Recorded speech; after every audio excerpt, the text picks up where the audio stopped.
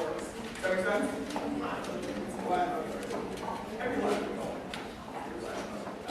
All right, we'll start. So we're going to throw it over here. I got it. All right, and with that, we're going to get started with our very first poet, Sophie.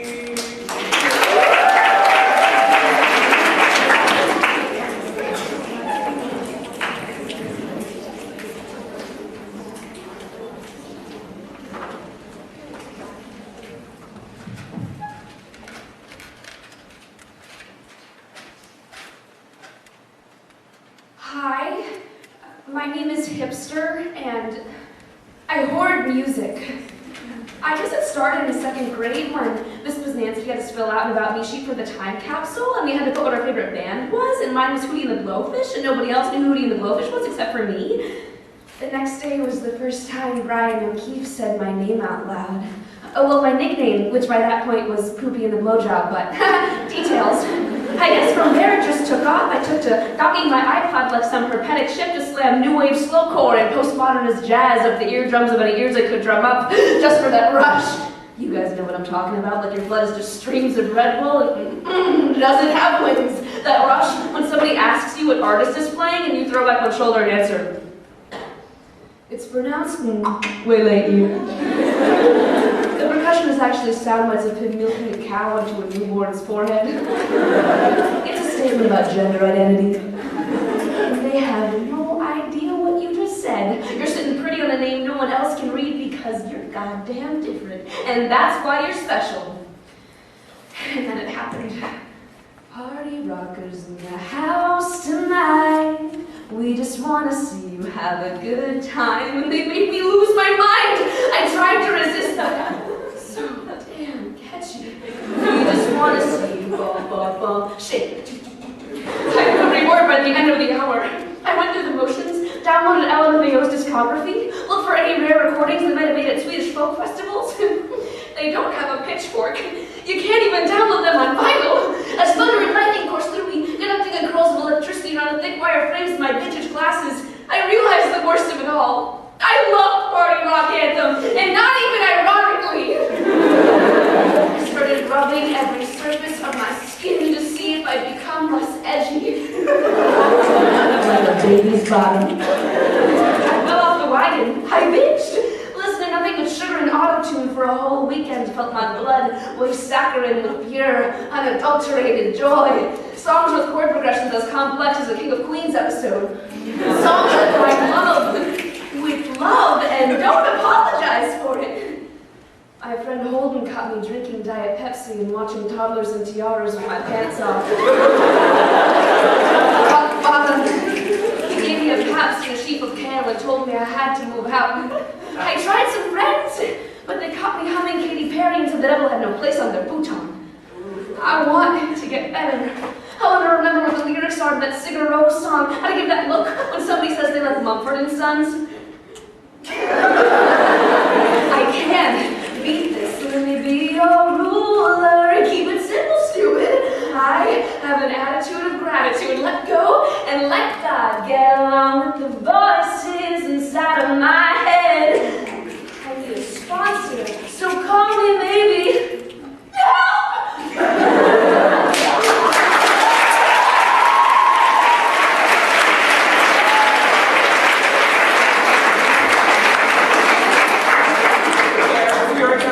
Is that a penguin belly? Give it up for a penguin belly.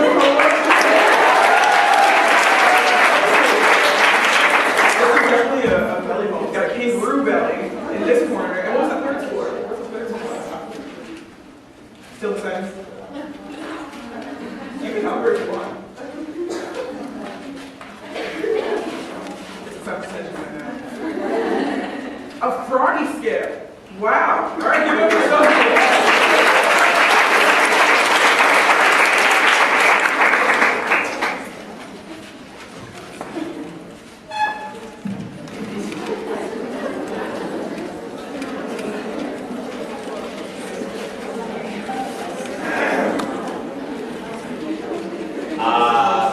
This poem is called The Women in My Life.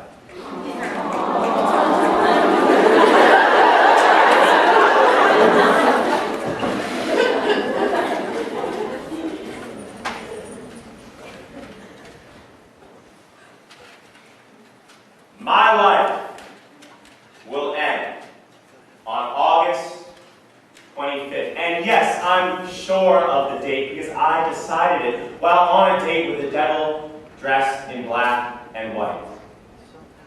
He wore a dark suit and lilies in his beard, and he was only 5 minutes late, but I heard he liked to make people wait. So on August 25th, the day that I die, my life will become a book written in black and white, except for the pictures of its 3 authoresses, which will be bursting with color. Of these 3, the first will have more rings than a redwood, but only one resting around the roots of her fingers because Beatrice was too hard for 2-year-old me to say. She became Vichy, and she made me walk home backwards from school.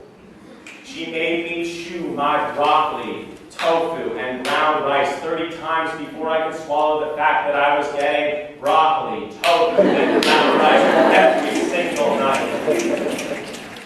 When she was 17, Vichy inherited her 6 siblings, so she raised them like a pack of wolves who loved ice cream. In between home-stitched prom dresses and missed first kisses in wooden gymnasiums, I've heard were buzzing in silence. And then she fled and shed her skin as she was baptized in the fountain of Washington Square Park. She began wearing mink to anti-war marches, dancing in pepper spray like it was perfume, and becoming a communist because, well, if you see it in red, you understand. And when he pointed the camera at her, she fell in love with a man, and she says that my arms remind her of his. It's his ring she wears, even though one day he left with no note written in black and white. In the middle of August, the second authoress, more lioness, threw me into the Atlantic and realized I had not yet inherited her gills. My mother rolls her eyes at people who complain about working 2 jobs and only once had to dry my eyes for complaining about not having 2 parents, but it didn't happen again. But I got pretty good at drying hers until she told me my arms remind her of her father's. My mother is my father. And at the end of August, she introduced me to the 3rd and final authoress. Now, over halfway to 17, my sister's skin is no longer cellophane. When my mother cries, we share an umbrella, and her laugh is like rain sunbathing on cement. I never thought blood could boil in a room cooler than a summer in Verona, but mine did when she came home and told me that some boy in 4th grade had pulled her dress down and she didn't talk for a week. And then she did. And maybe she forgot, I don't know, but I know we got rid of that dress. That was black and white. My sister is the most mature of the 3 and the only one who will share her ice cream with me. She is the bridge my mother walks across over water she cannot swim. She is the porch in the summer that my Vichy learned to sew on. And so, in the year my sister turned 17, on her birthday, August 24th, I want her heart to break. I want it to smash, crash, like a go-kart through a milkshake shop window. I want it to shatter so she knows that nothing will be that bad when I'm around. And the day after, at my funeral, these 3 will sing songs and smile for me, dressed in anything but black and white. And in between scoops of ice cream, they'll agree. They wrote a pretty good story. And so, if I've ever told you that you were a woman in my life, then I'm sorry, but I lied.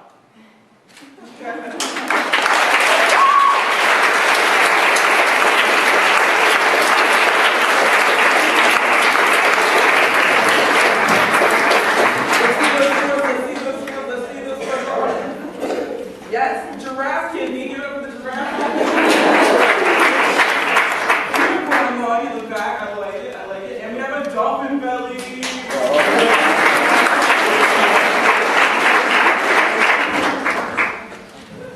Did y'all hear me? Yeah. All right, let's do this.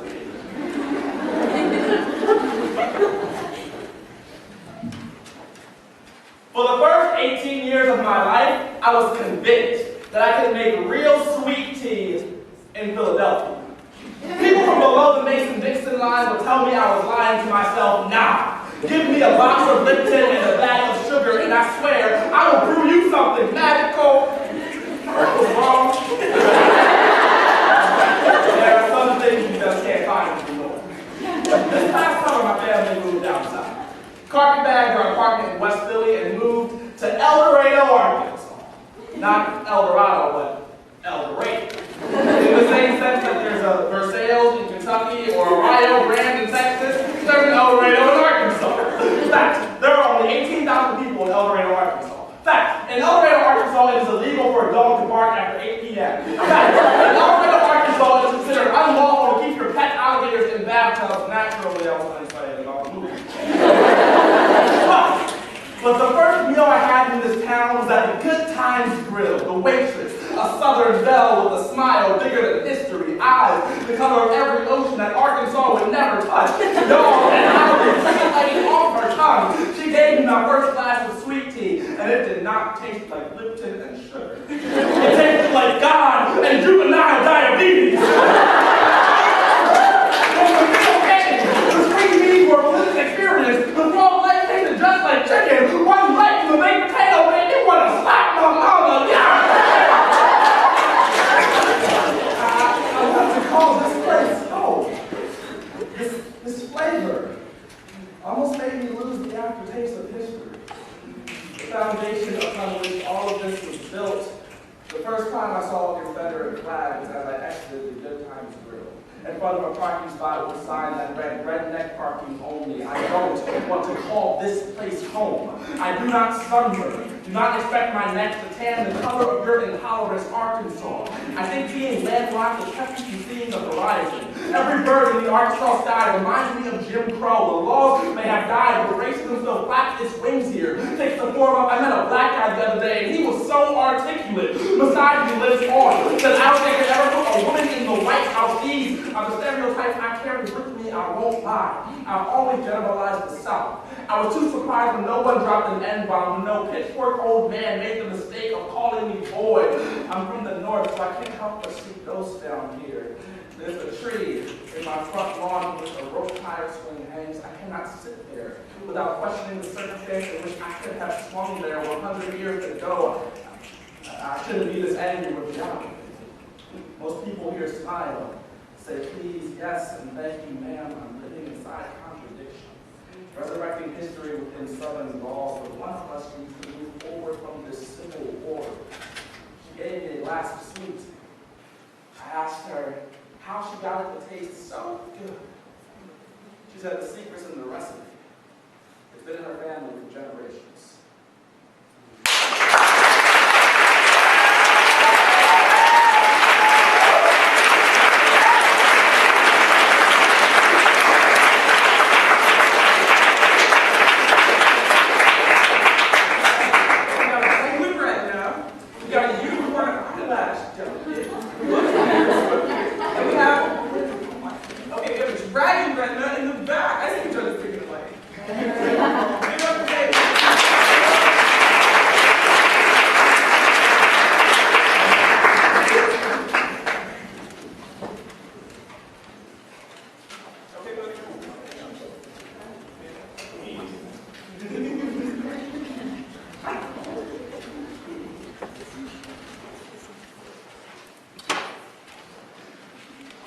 We are gathered here to pray.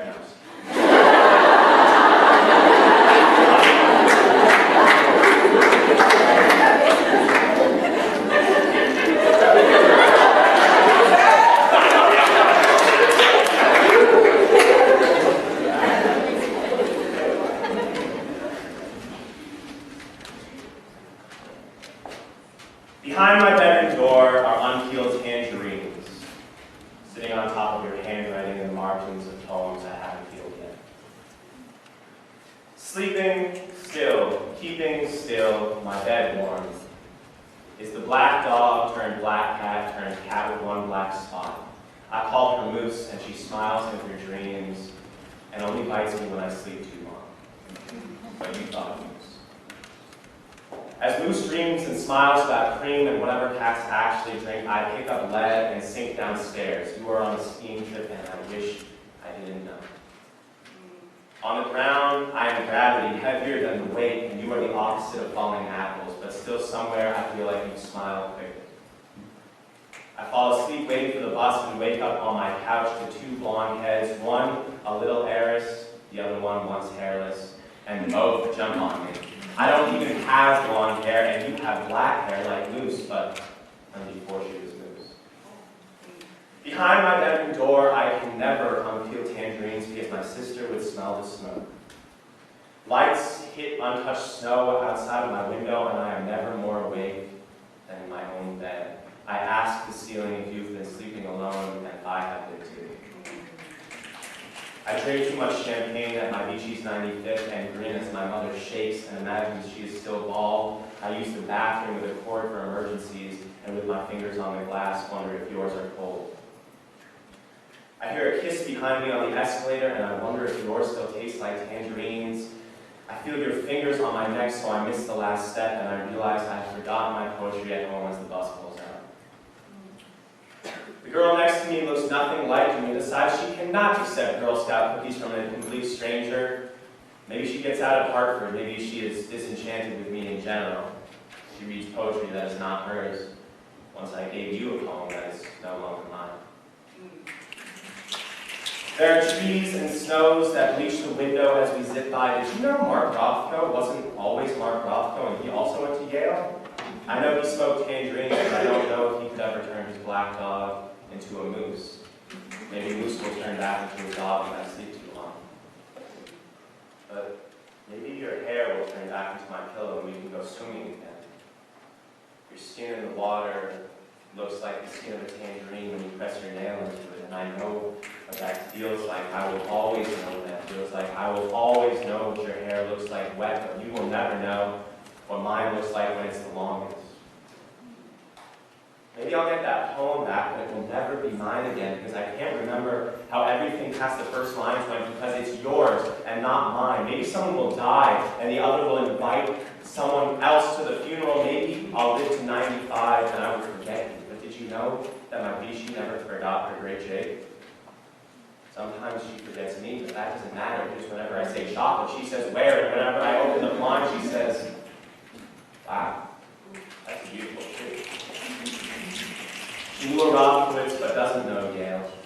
She knows little blonde girls don't always turn out strong or even start out little blonde girls, but she would never admit that.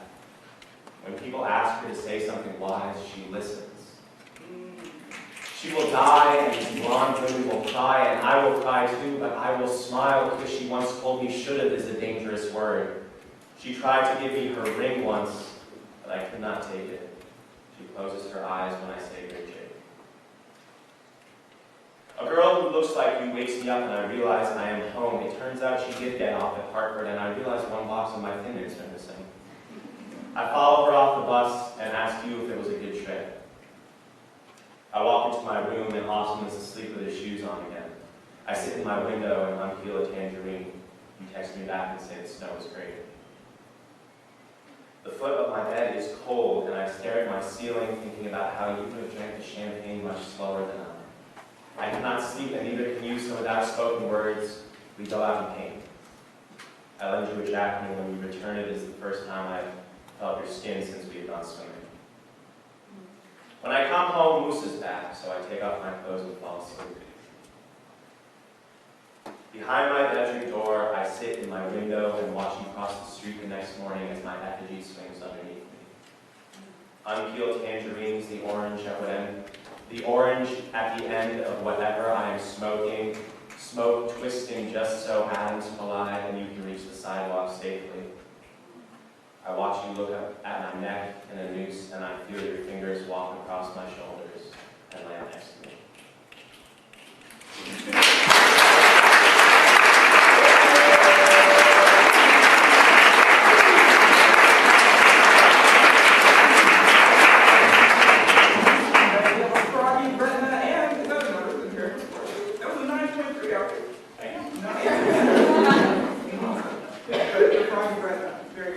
Ooh, a dragon start, first turn of the morning.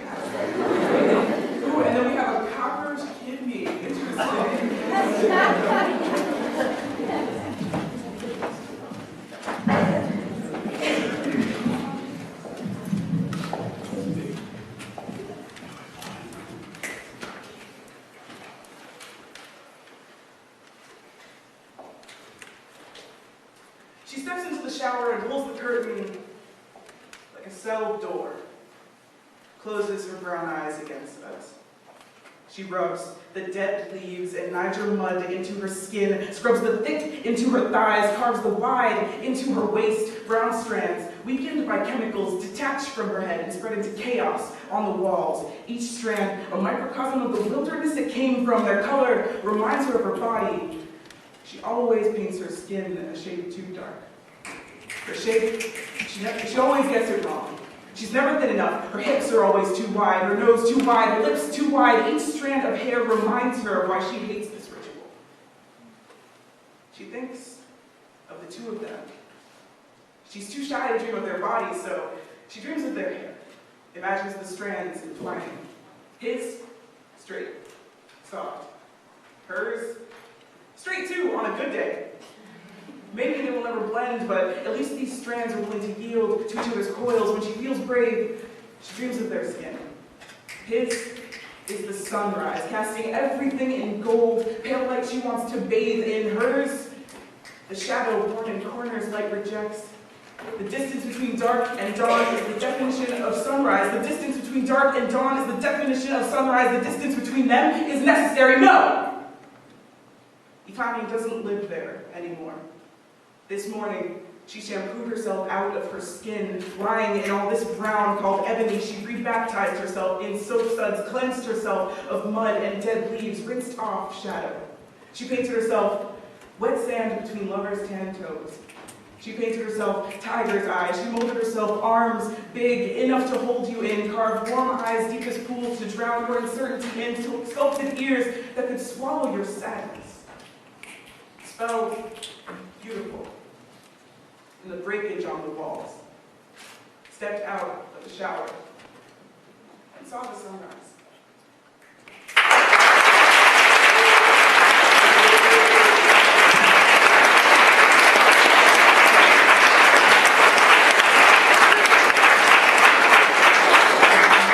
Got to tell my own scores, awkward, okay? Let's do it. Ooh, a penguin mug, thank you. What is that? A dragon eyelash? I like it. And a dragon tail. Looks like a dragon. I guess it's what I'm learning there. Thank you guys. All right. So we're kind of like the halfway point. We're going to do a little exercise, I like to call it. So then everyone stand up. All right. So we're going to do something together. But I first need y'all to learn a phrase. It goes like this. I'm going to say it and y'all going to say it. Ooh, I feel so good. Ooh. I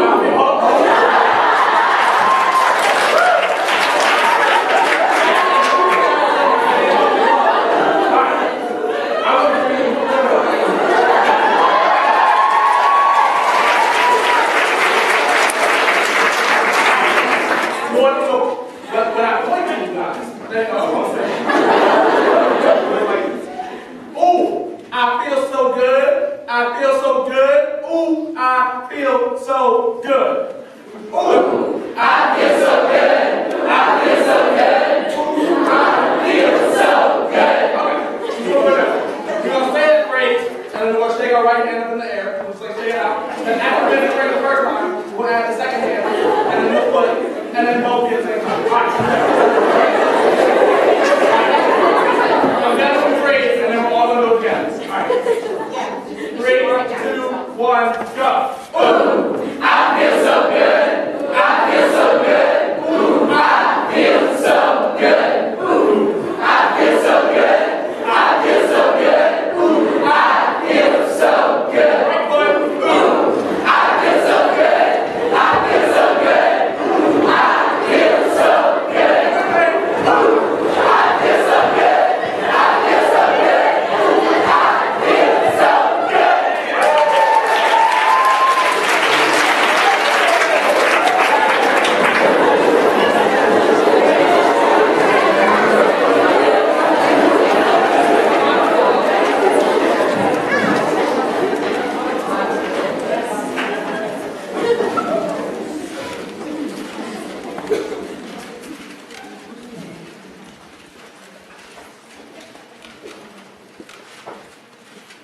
Dear Rachel, when he locked the door behind him, dipped the needle of the record, and left me to the quick, extinguished every lick of space between us, reaped the shape of my skin, my voice, a sacrifice to his fingers. I thought of you. I wondered if his mouth was still sweet with you. I didn't stop him, kissed him back, like I could be something better than a secret. I've been thinking a lot about the phrase, other woman, folding and unfolding around my neck. The sun was so white the next morning. Venetian blinds sifting its shadow in bars, lining us in our infidelities.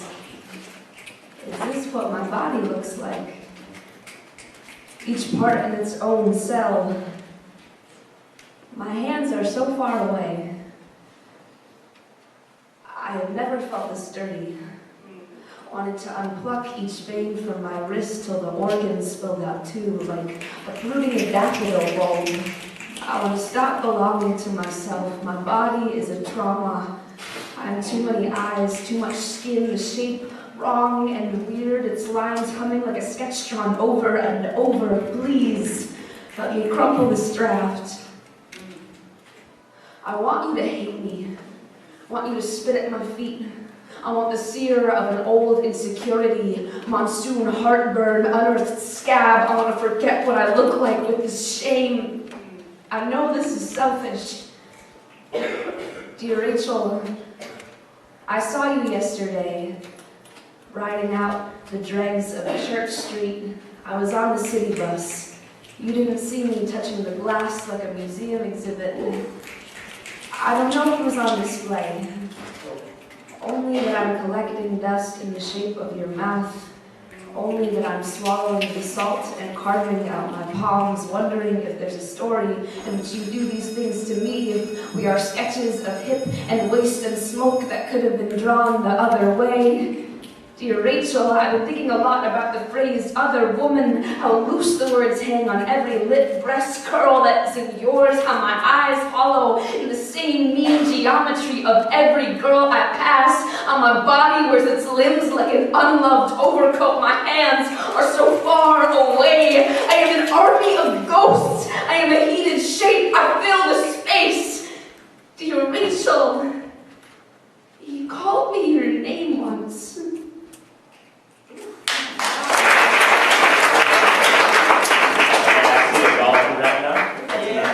A dragon eyelash and a cockroach eyelash. And I say 10.6. And a 10.6.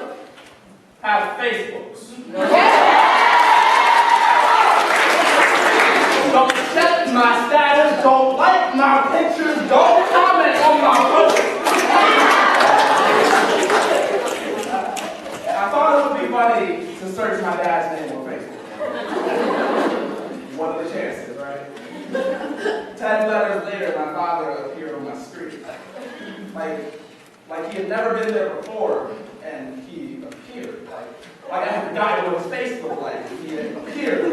Like past is never cleansed with clemency. Like it bubbled onto his shoes. And I still remember when you explained to me that the black dots on the sidewalk were flattened, and I can't help thinking that I mean less to you now than bubbled onto the bottom of your shoe. Perhaps my existence holding you back, sticking you to one spot so you packed the suitcase to straighten me out of your life, never to see your face until now. Now, you're smiling in your profile picture. Are you happy? Was that easy to forget?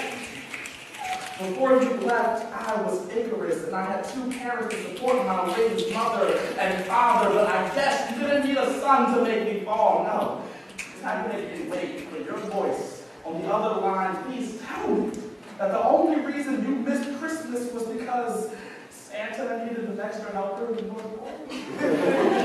I learned not to believe in imaginary things like reindeer or your love. That men like you will castle in the sand but have no problem drifting away, that I won't always have the answer to the question, what did your dad do? But if someone asks me, I will respond that he was a sperm donor. He planted my seed, but did nothing to help me grow. So I will remember how I felt, and cried, and got back up, and learned that I could fly with only one wing. Your profile is staring at me, asking me if I want to add my father as a friend.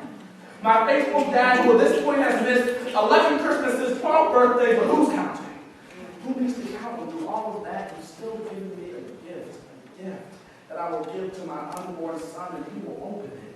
And I will fly out, and ascending one-winged angel, a presence that is actually there, and he will sleep in his father's arms, the way I never could.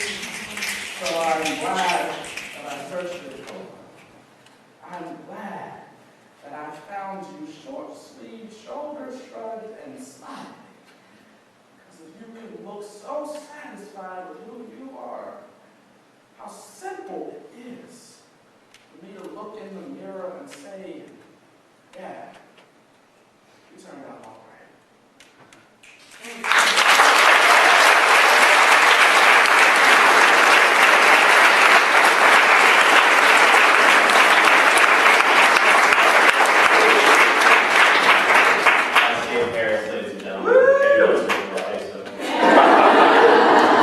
Dinosaur retina.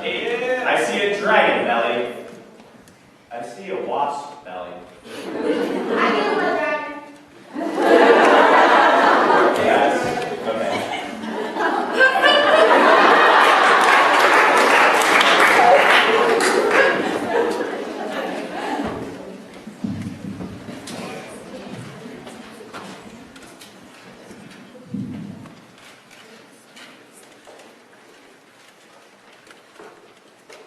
In this version, I am purpling the trunk of your neck with my mouth. There's sunlight. I'm not trying to forget about you. Our boiling slow of the meat of my fingers. We are a jazz lyric reinventing itself in smoke. We are bent backs resolving to slouch. Wait, no, I don't think that's what I wanted. I'll start again. I do this, write us over and over. Loudly hoping I can make just one draft count. In this version, I open myself to your fingers, crawl inside. I'm your mother's lap. I'm pine sol and an old penny. You know my organs better than the language of your own thoughts. I'm not some ghost you sing over my body. I'm not what you expected, and this is somehow better. In this version, we are rifling through the rev of your Mercedes with our kneecaps all, hinges all, ball joints, butter grease. I'm not looking away. I know myself too well to let you do this to me.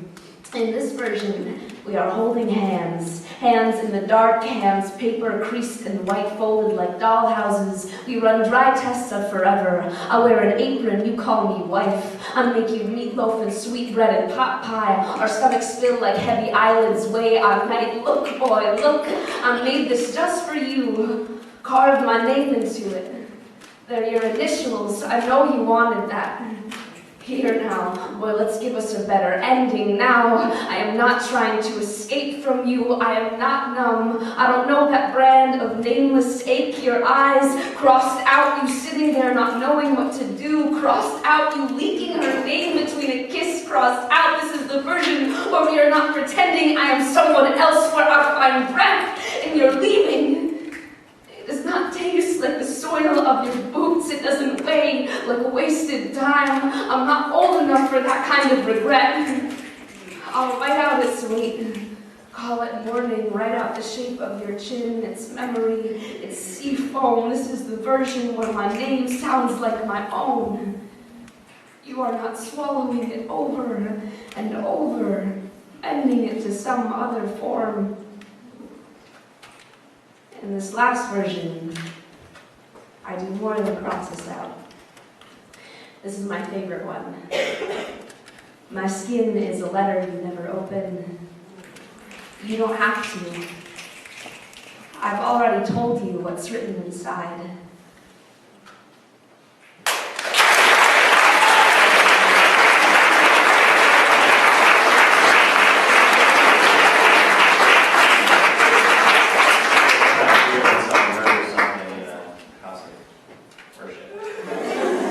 Okay. Froggy belly. Yeah. Giraffe lung. Unicorn toe.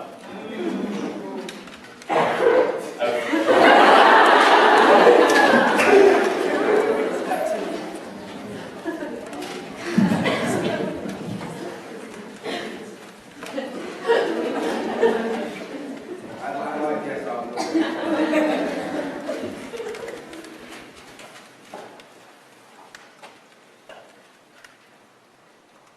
14 amendments ago, I was 315. But people aren't meant to exist as fractions, so instead I will round down. See, my life was predetermined at conception. They said I play basketball. If not that, then janitor. If not that, then I'd be a rapper.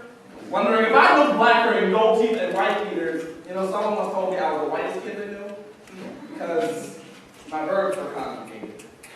My pants didn't sag, and my mind reached a private school to see. I never asked to be an Oreo, so instead, I painted on my black face, my blacker face, my pants below my waist, mutated my language, because real talk, though, you don't know me. Not me, but don't get it twisted, my brother, I will cut you. Oh, how Captain don't ask what they do in the movies. Isn't this how they do in the movies? And the first time someone called me the N-word, I wanted nothing more than to be great. But I held my tongue because silence and shame are equally colorless. It's 2013. I am not 3/5 human. I am 5/5 what you made of me. And this is the price we paid to become whole. We've exchanged our chains for change. If I'm lucky, I'll become 2 chains. I'll hit it from the back. I'll bark like a dog and Rick Ross. Like who can say as a bite of the whip? I think I'm Dave Beach. But no, not chain. Does not swing low, sweet chariot. It sags without direction. A reflection of ourselves on 106 and Park. We got our own TV station, but BET is not short for better. But if we take it enough times, I'll probably change my name from Kunta to Toby too. I'd trade my voice for some money, young money. I'd change my petals to get inside society's greenhouse. We only care about the flower after all. The roots are gnarled and nappy. Let's focus on appearances. It's prettier now, right? My hair is combed, my chicken is crispy, my pride is unseen. We're prettier now, right? I do not know whether to wear a stereotype or a business suit. I'm still black, like my mother, like my father. I'm still poor, like my mother, like my father. All I've got left to sell is me. I ain't trying. I gotta make money somehow. That's how we're gonna eat. So I have 5 things left for sale: my voice, my body, my history, my anger, and my pride. The black power is funny, and the black will allow us to smile and laugh so that you can see the white of my teeth through all the darkness.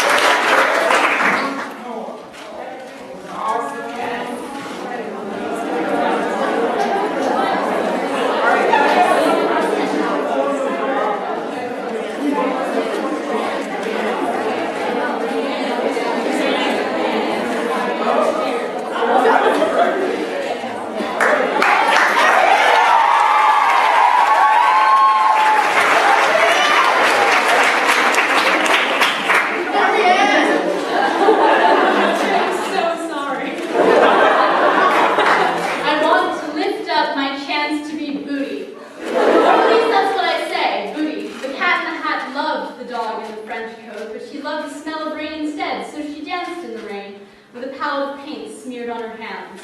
Twerk down for what?